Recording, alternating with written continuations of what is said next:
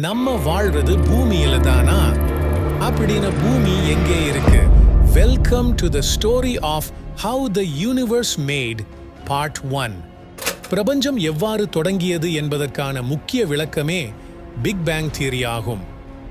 எளிமையாகச் சொன்னால், பிரபஞ்சம் என்பது நமக்கு தெரிந்தபடி அது ஒரு எண்ணற்ற வெப்பமான மற்றும் அடர்த்தியான ஒற்றை புள்ளியுடன் தொடங்கியது.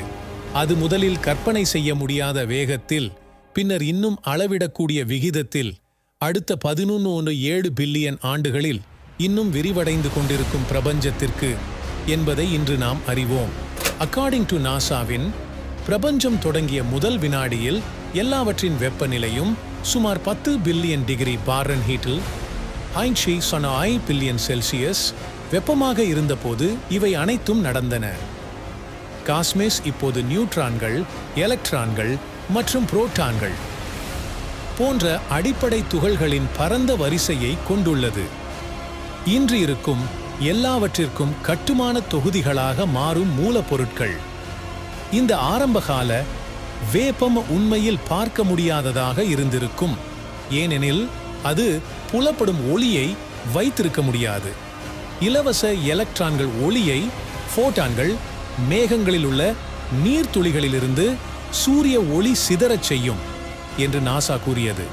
இருப்பினும் காலப்போக்கில் இந்த இலவச எலக்ட்ரான்கள் கருக்களுடன் சந்தித்து சமமான நேர்மறை மற்றும் எதிர்மறை மின் கட்டணங்களுடன் நடுநிலை அணுக்கள் அல்லது அணுக்களை உருவாக்கியது.